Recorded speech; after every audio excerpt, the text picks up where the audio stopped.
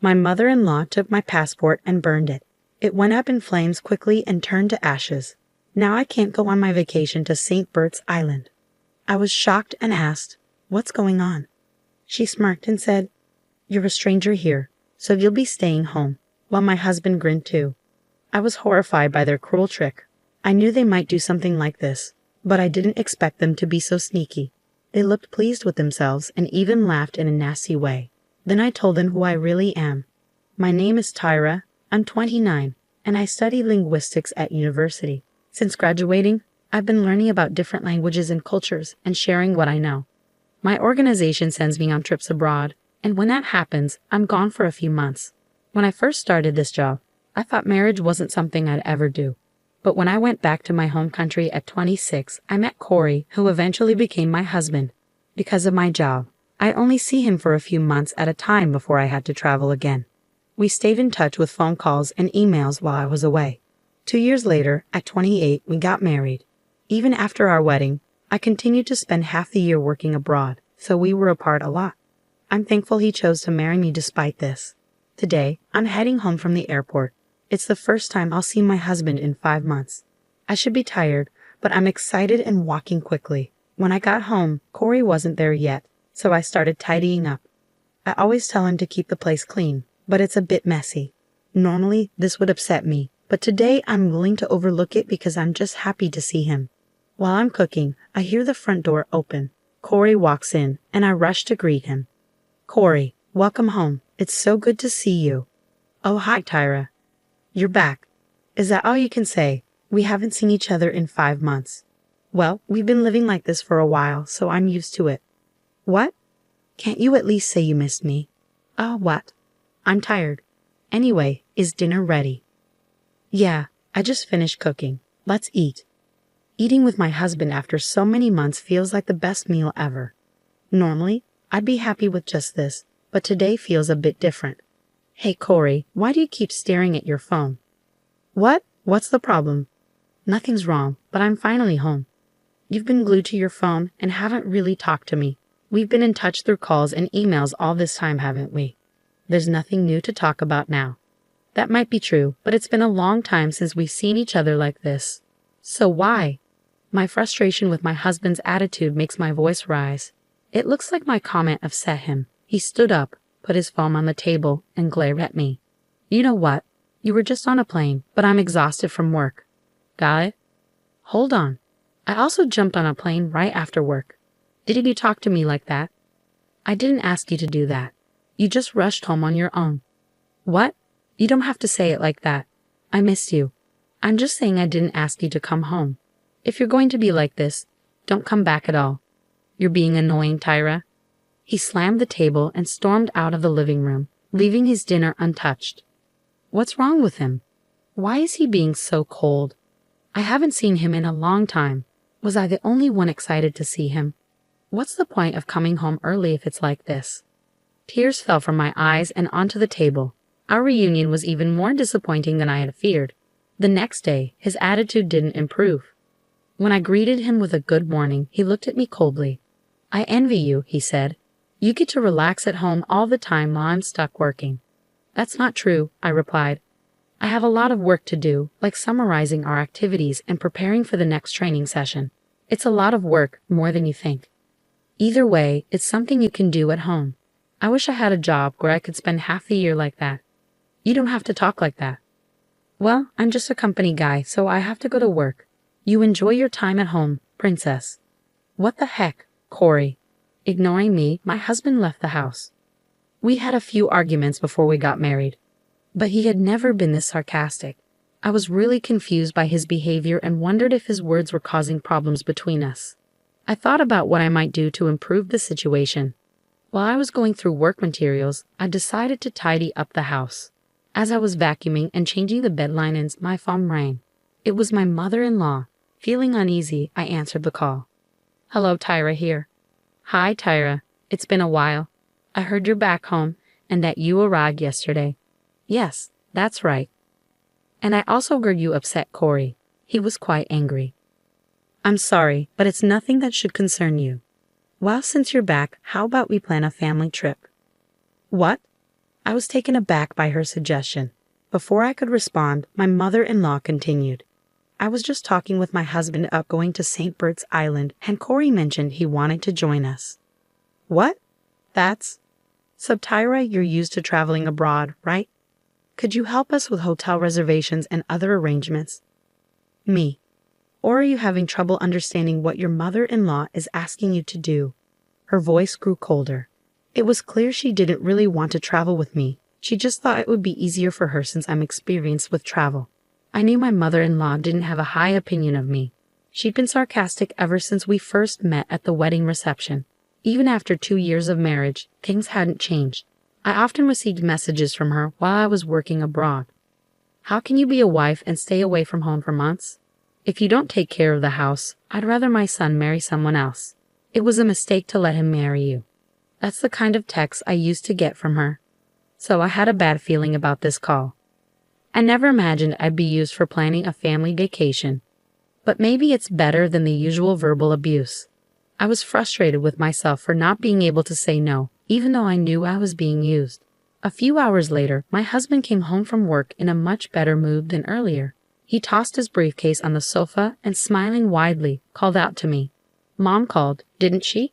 We can go on a trip to St. Bert's. Yeah, I heard. But you know what? What? You're not thinking of turning it down, are you? Mom wants you to come with us, I understand, but why don't you just go with your mom and dad like you originally planned? As soon as I said that, my husband's demeanor changed. He clicked his tongue and his tone became more threatening. You need to understand your role here. The only time you're useful to us is when we're traveling. You don't have to speak like that. It's true, isn't it? Anyway, you'll handle all the flight and hotel bookings. And everything should be in my name, as you probably know. What, Corey? You're going to pay for the whole trip. What are you talking about? We'll split the cost 50-50ths. It's a small price to pay to show respect to our parents. What is that supposed to mean? If you've got time to lounge around at home, make the reservations now. This isn't right. I don't want to. What are you mumbling about? My husband grabbed a beer from the fridge and drank it in one gulp. I had a lot on my mind, but I wasn't sure what might happen if I resisted. I felt embarrassed, but I had no choice but to do what my husband and mother-in-law wanted. I made all the arrangements for the flights and accommodations for the trip to St. Bert's, just as my husband had ordered. On the day of the trip, I was set to pick them up at my in-laws' house and head straight to the airport. A few days before the trip, I couldn't sleep. In the middle of the night, I noticed my husband, who was supposed to be next to me, wasn't there. I went to the living room and heard him talking on the phone with someone. Oh, it's okay. It's all okay, Mom. I'll be there first thing in the morning as planned. Mom, please handle the passport issue anyway. Seriously, I'm looking forward to it. I'll make sure to introduce her to you when I get back. I was puzzled by some of what he said. Passport, introducing her. Since he called her Mom, I was pretty sure he was talking to my mother-in-law. It seemed like there was something going on between them that I didn't know about. In the first place, it didn't sit right with me that he wanted me to go on this trip. What could they be planning if I went to my in-laws' house? I didn't have all the details, but I decided to stay extremely cautious until the day of the trip. The day of our trip to St. Bert's finally arrived. I packed my carry-on and handbag, which included my husband's things as well. With everything ready, my husband and I headed to my in-laws' house. I braced myself for whatever was coming, knowing I had to deal with it. When we arrived at my in-laws' house, my mother-in-law was the only one to greet us. Oh, hi, Tyra. It's been a while. Good to see you. We're almost ready. I'm going to grab a few things for the trip, so it might be a little while. Okay, take your time. Oh, and Tyra, could you bring the carry-on case from the other room? It's heavy, so please get Corey to help you. Sure, I'll do that. I noticed when my husband and mother-in-law exchanged knowing looks. I kept my passport in my pocket, just in case. Following my husband's instructions, I carried the carry-on case back into the living room. There was my mother-in-law, smiling with a hint of mischief. She was holding my passport and grinning. Now you can't go on the trip to St. Bert's, she said. What do you mean? I'm going to burn this passport right now. What did you just say?